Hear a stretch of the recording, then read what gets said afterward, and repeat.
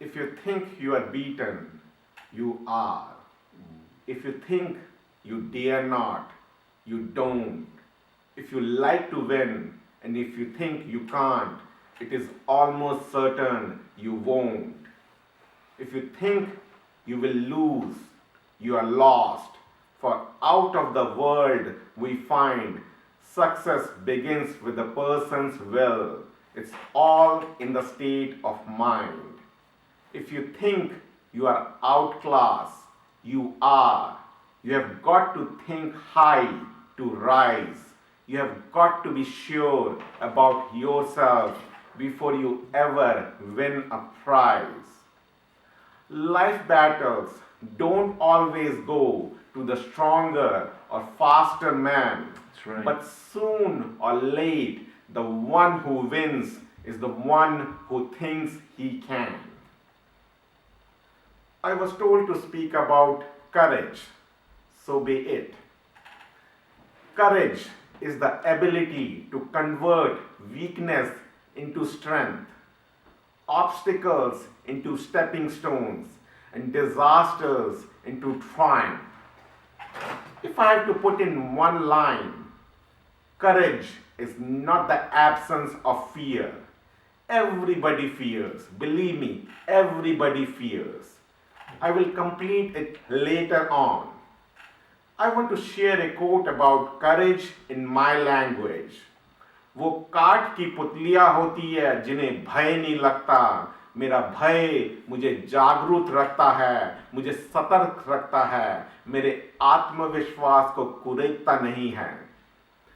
Those who are made up of wood is not scared. My fears makes me more aware, more alert, but it does not erode my self-confidence. So courage is not the absence of fear. Courage is the conquest of fear. Conquest of fear. I always believe that fear multiplies rapidly than rabbits. I will explain in a different way the same thing. It's the dark room where the negative is developed. Negativity kills you. Fear clogs. Faith liberates. If I have to give any suggestion to my son or any youngsters about courage or fear, I will tell him, go live your life, live it fully, without fear, live it with purpose, give it your all, and never ever give up. Efforts is important, for without it, you will never succeed to your highest potential. Achievement is important, for without it, you will never experience your true potential. Pursuing purpose is important, for unless you do, you will never find lasting happiness. So go step out on faith that these things are true. Go live a life worth living, where in the end you will be able to say, I'm glad I did. I want to share two stories about courage. The first story I have named is the 50-cent story. Good. One day, a boy named Darby was helping his uncle grind wheat in an old-fashioned mill. The uncle operated a large farm on which a number of sharecrop farmers lived. Quietly, the door opened, and a small child, the daughter of a tenant, walked in and took her place near the door. The uncle looked up, saw the child, and barked at her roughly, "What do you want?" Meekly, the child replied, "My mama says send her 50 cents. "I will not do it," the uncle retorted. "Now you go back home." The child replied, "Yes, sir." but she did not move. The uncle went ahead with his work, so busily engaged that he did not notice that the child has not left. When the uncle looked up and saw the child still standing there, he yelled at her, "I told you to go home. Now you go home or I will take a switch to you." The child replied, "Yes, sir," but she did not budge an inch. The uncle was about to drop a sack of grain and pour it into a mill hopper. She picked up a barrel stove and walked towards the girl with the impression on his face that he is going to kill her. The boy held his breath for a second.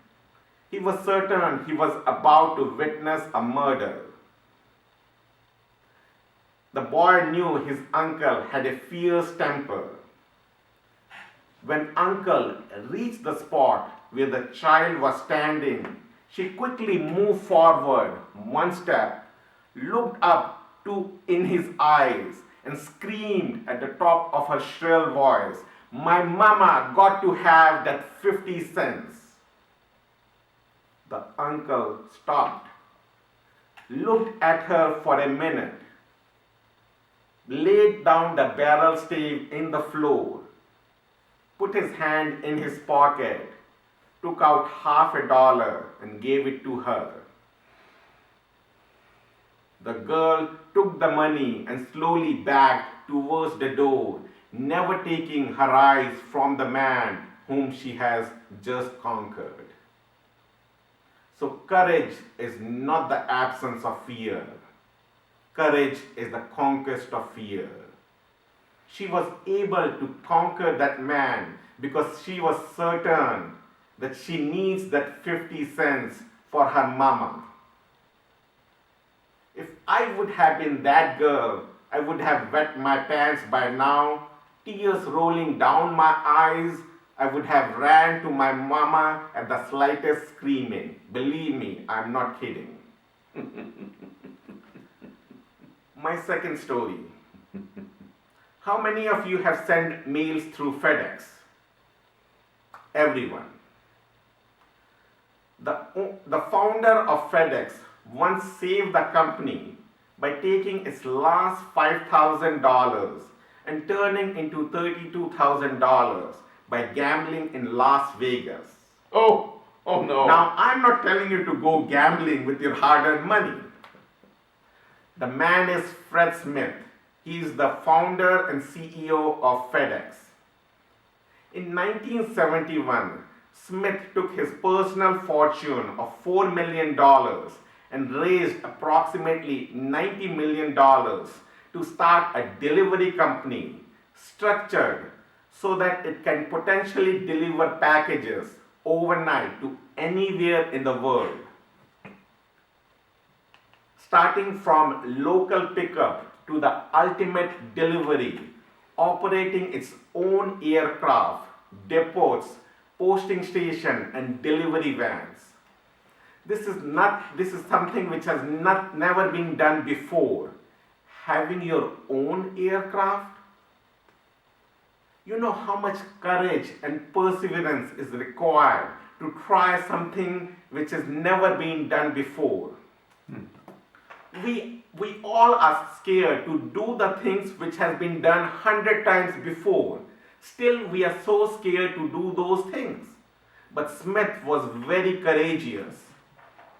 Moreover, Smith has outlined how such a company would operate in 1962 in a paper he has written for his economics class while at Yale University and was specifically for overnight delivery service.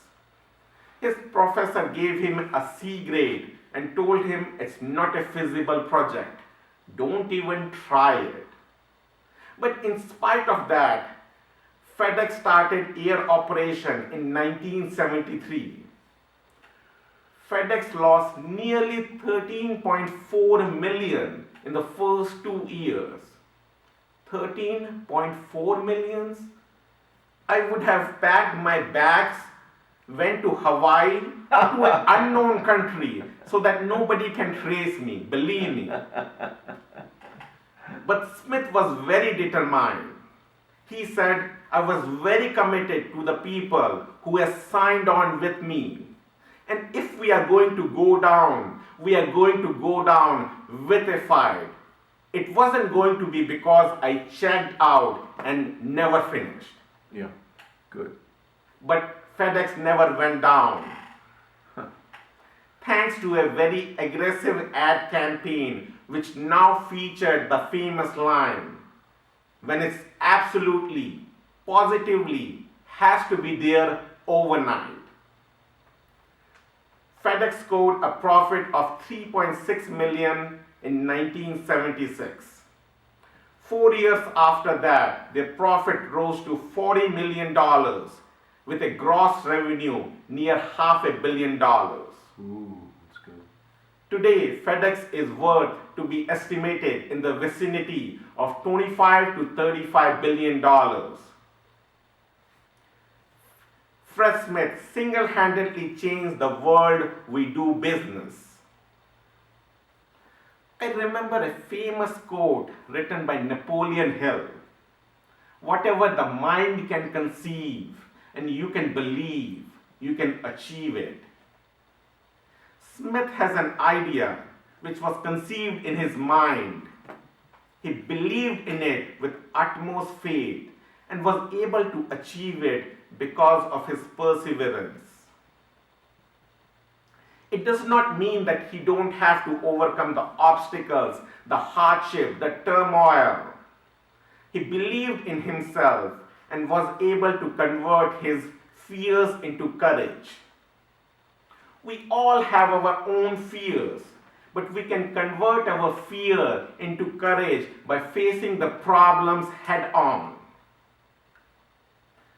Do you know how many decisions we take every single day? 20,000 decisions, and most of them at the speed of lightning. Whatever you are or ever will be is because of your decisions. You are the captain of your ship and the master of your own destiny. Whatever decisions you are taking today will define what kind of future you will have tomorrow. The more you hustle with your fears, the more you will conquer your fear. You know, sometimes I feel that life is a game of football. Because in either game, life or football, the margins of error is so small. I mean, one half a step too late or too early and you don't quite catch it. Mm-hmm. One half a step too slow or too fast and you don't quite make it. The inches we need is everywhere around us. Now, when you get old in life, things get taken from you. That's part of your life. But you only learn when you start losing stuff. You find out that life is just a game of inches. Either you can stay where you are and get your shit kicked out of you, or you can fight your way back into the light. You can climb out of hell 1 inch at a time, 1 inch at a time. Now, I cannot do it for you. My dad wants to do it for me. I was too young, too naive, too innocent to face this cruel world. I want to do it for my son, but I cannot do it for him. It's your road and yours alone. Others can walk it with you, but no one can walk it for you. Right. So it's your life. You have to fight for that inch. It's your life. You have to take your own decisions and stand by it for that inch. You claw with your fingernails for that inch. Because you know when you add up all those inches, that is going to make the difference between winning and losing. between living and dying. I will tell you this, in any fight, it is the guy who is willing to die who is going to win that inch. And I know if I'm going to have any life anymore, because I'm still willing to fight and die for that inch. Because that is what living is. Now the choice is up to you, whether you want to live in fear or you want to conquer your fear. I have decided to conquer my fears. Thank you.